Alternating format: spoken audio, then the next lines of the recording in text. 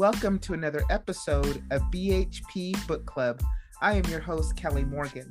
Today I'm speaking with author Mary Kay Savarese as we talk about her two books, Tigers Love Bubble Baths and An Obsession Perfume, Who Knew, and The Girl in the Toilet Wallpaper. She is a fantastic author. I think you're going to love her. She likes to write fantasy and romance and mystery. I can't wait for you to meet her. I'm so glad she's decided to share her writing journey with us and be our newest book club member and be on the podcast. So welcome to the book club, our newest member, author Mary Kay Savarese.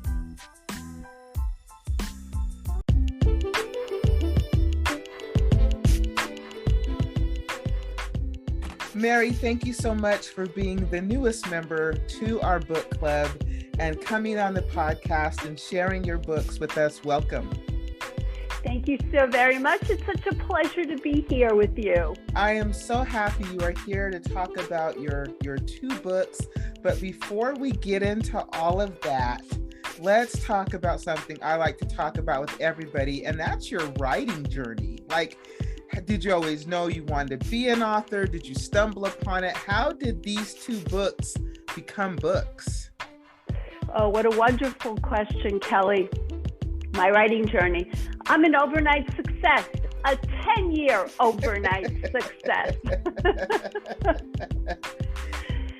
I have always wanted to, I've had ideas. Let me start with that.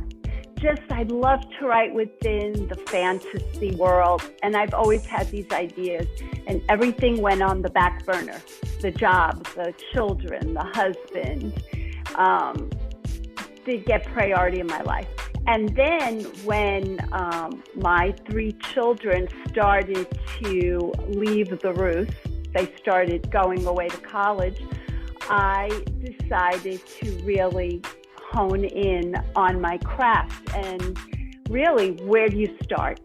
When you've never written a manuscript, I started and I just wrote and I wrote. And then I spent the next 2 years, back then, a little bit over 10 years ago, we were still dealing with snail mail, and we were dealing with publishers that would be able to read your manuscript. So I dealt with one rejection after another rejection, and you have to build a tough skin, as you know. And I put that manuscript aside and I started on a new manuscript, and that always gave me some great joy and faith that someday this would possibly happen.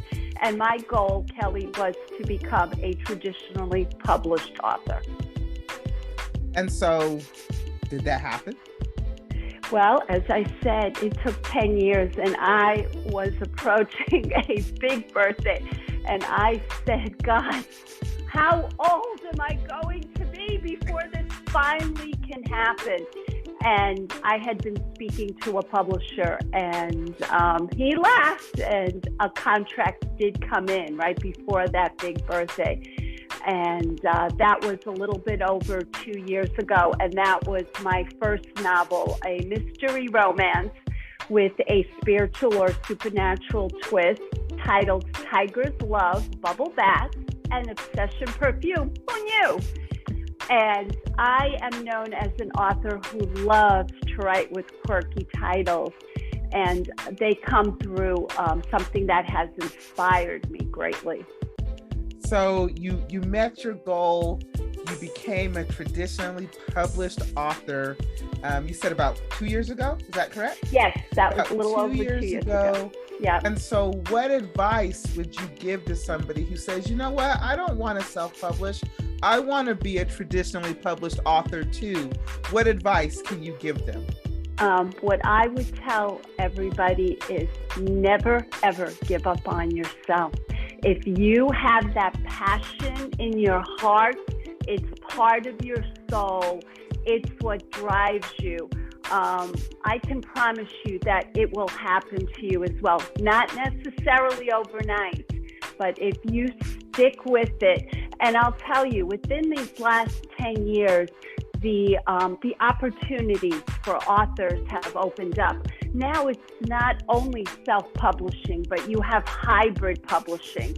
You have other avenues where you can pursue your dreams. But be careful. Always be careful. Yeah, that's good advice. And you're right. Don't ever give up, no matter what anybody says. If you believe in your book, then it will become a book. They say sometimes the impossible can always become the impossible, just truly.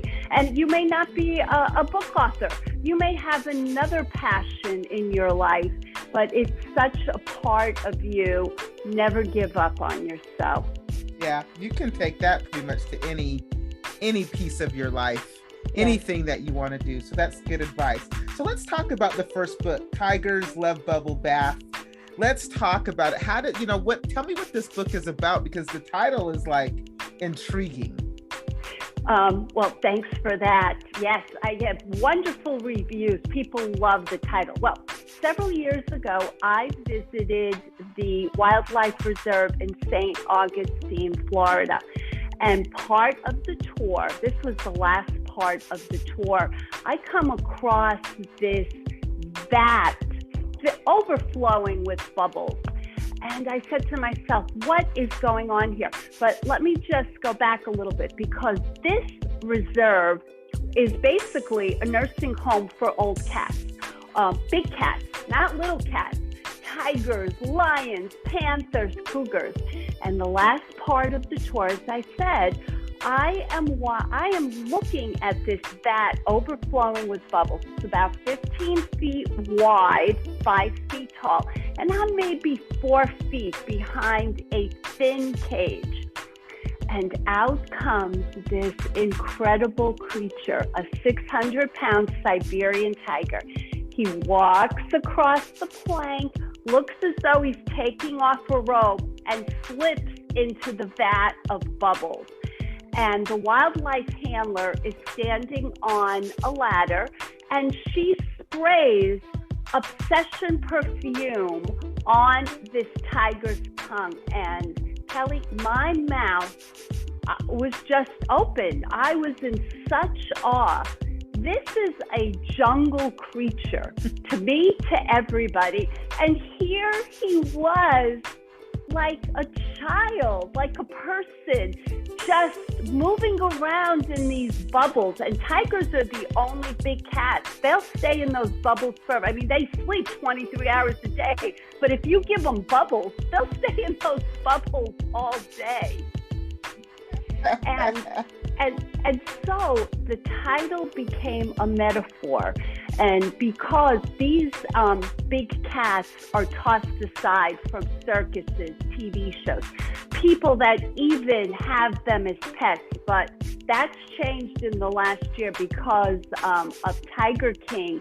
Activists really went into gear, and they went to Congress, and Congress did pass a law that said you can no longer own a tiger as a pet, right?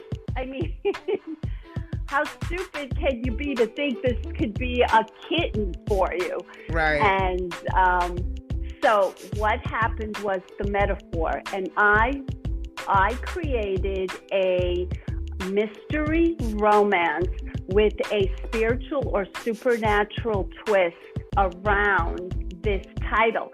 And because, as I said, the metaphor that these tigers and big cats are tossed aside, so is my protagonist, Angie. After 25 years of marriage, she's tossed aside like an old shoe, and she has to start over again, just like the tiger had to. And if you love murder, I have one murder after another in Tiger's Love Bubble Bath and Obsession Perfume. Who knew? The book sounds absolutely wonderful. Is it available everywhere? It is. It is available on Amazon, Barnes & Noble. If you walked into an independent bookstore, it may not be on the shelf, but they will order it for you, and you'll have it like within a day or so. Things move a bit quickly nowadays compared to over 10 years ago. Is it an audiobook? Not yet. That it would be wonderful. That's the next step. But it's hardcover, softcover, and ebook. Perfect. And it is on Kindle, it's Amazon, it's everywhere.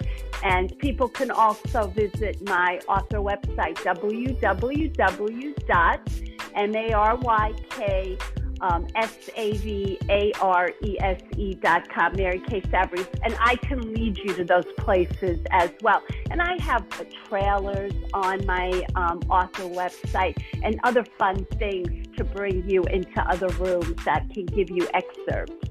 Nice. So let's talk about your latest book. What's the title of that book? Well, again, quirky title. So Inspired Was I by Toile. Now, what is Toile? Toile is a piece of artwork. I'm just going to hold something up for you. This is Toile. Toile tells a story. It can be anything. It can be historical. It can have architecture in it. It can be anything. And it's usually a fabric or a wall covering. Also, you find it in accent pieces. It's modern day stuff. It goes back in time. It is timeless. And I was so inspired. I had a couple of wall coverings in my home, and I would walk by them, and I would look, and I would see people dancing and smiling and living their lives. And I said to myself, okay, there's something in there. There's love, there's mystery, there's betrayal. So I wrote The Girl in the Toile Wallpaper.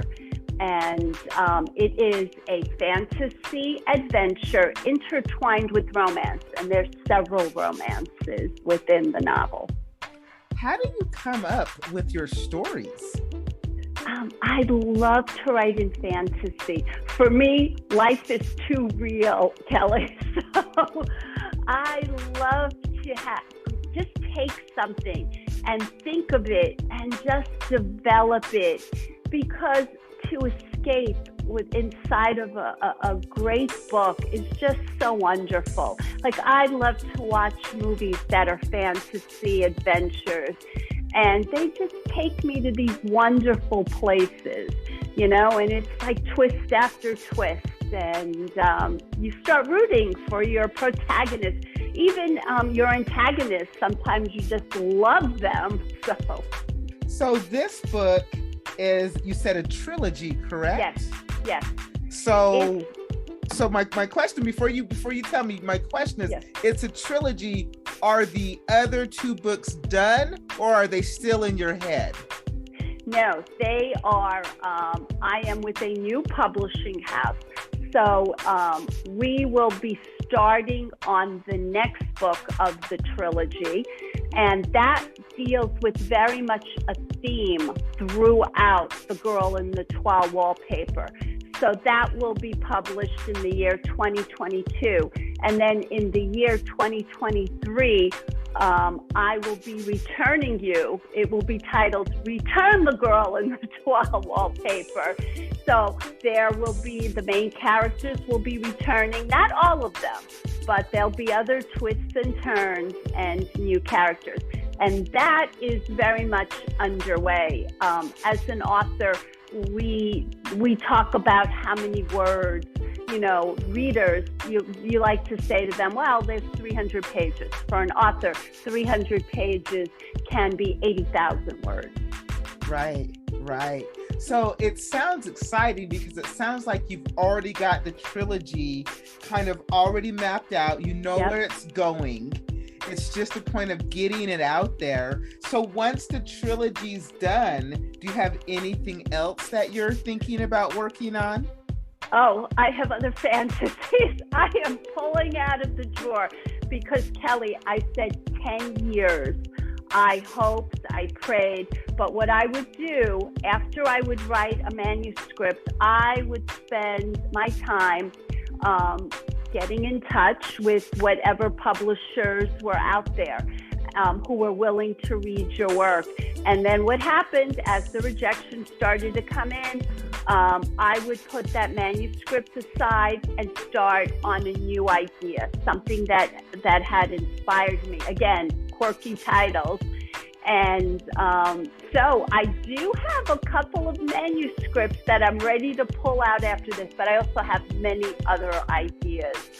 So it's such a passion in my heart to follow this that is, Kelly, it's been a journey. And as I was saying, things were, for me, I had put things on the back burner with the job, the family, the husband. And then when they did start to leave the roost, I went through a very bad time in terms of this separation anxiety from the children. And there's something we women, we raise our babies, we raise the toddlers, we stay up all night with our teenagers waiting for them sometimes, to come home. And I had to deal with the fact that this is going to sound terrible, but this is what it was. I had to deal with that family unit dead the way it was. The babies, the toddlers, the teenagers, they were still there. But I had to come to terms with that. And really what helped me through that difficult time in my life was my writing. Because as I was dealing with this severe anxiety, once I sat down to write, you realize this goes away.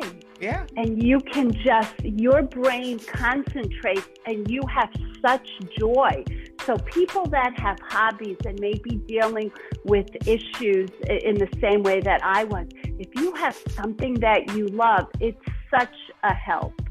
Yeah, I would absolutely agree. Writing can be incredibly therapeutic. Yes. And can really help you get through some tough times. So how most people are under the impression that if you have a traditional publisher, that they are doing all the marketing of the book for you. But I suspect that's not 100% true. So what has the publisher done for marketing, and what do you have to do for marketing? Well, I'm very fortunate. I've been with 2 small publishing houses. So with my new publisher, they have been able to offer me a little bit more marketing in terms of press release and helping me with other resources. But I've learned that no matter, you can be with a major publishing house, and unless you're one of the top players, you still need to do your social media. You need to get out there. You need to, and that's why I'm with you, Kelly, because I love to pitch myself to podcasts and radio. And I enjoy it so much meeting people as yourself. And it's just such a pleasure for me to share my passion with people. But it's work. I will spend my mornings creating, writing, and then the afternoon I'm marketing myself. Yeah, it is. And you really have to determine how much time and effort you want to put into it. You're right. Unless you're a major player, unless you're a Stephen King or an Anne Rice, you are definitely hitting the pavement out there promoting, marketing your book and yourself. Yes, I would 100% agree with you. So I think that's a misconception that a lot of people have. Right. That once, because it's a journey and a struggle to get that first book traditionally published. And nowadays, with the advent of so much self-publishing and hybrid publishing, we're finding that there are just so many books published in any given year. So now you're fighting to get those readers. So it's continuous, but at the same time, I love it because it is fun.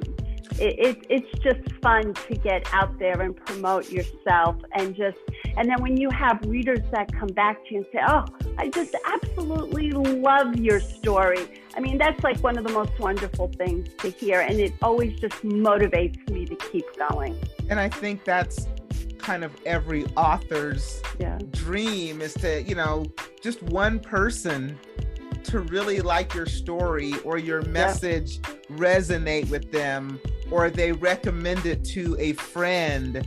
Or, so authors, I've had so many authors say, I had one person reach out to me and it was just the best thing ever, right?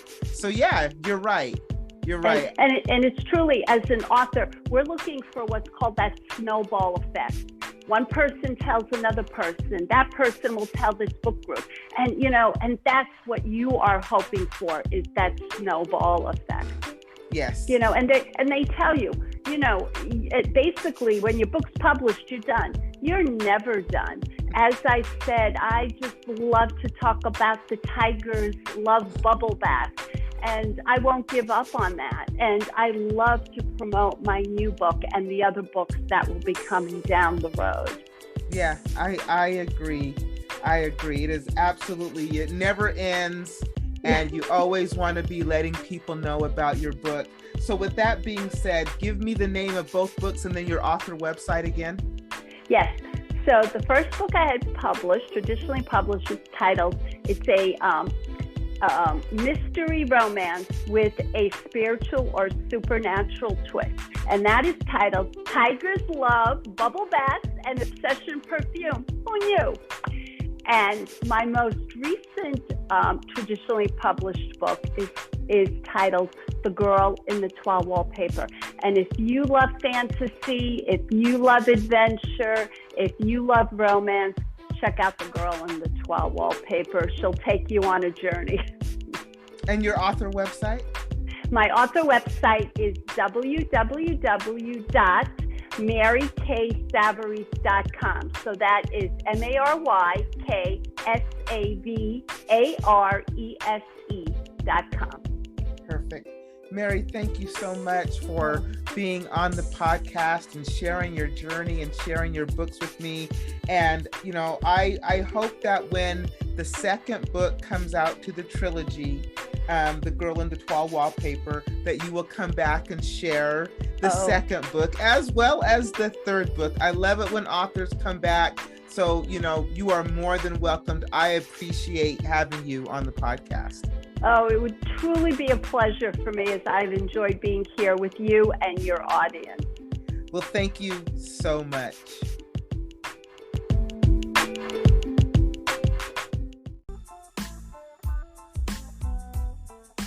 Thank you for listening to another episode of BHP Book Club. I'm your host, Kelly Morgan. I just wrapped up with author Mary K. Savarese as we talked about her books, Tigers Love Bubble Baths and Obsession Perfume, Who Knew, and The Girl in the Toile Wallpaper. You can buy her books wherever books are sold, and she is working on audiobooks as well.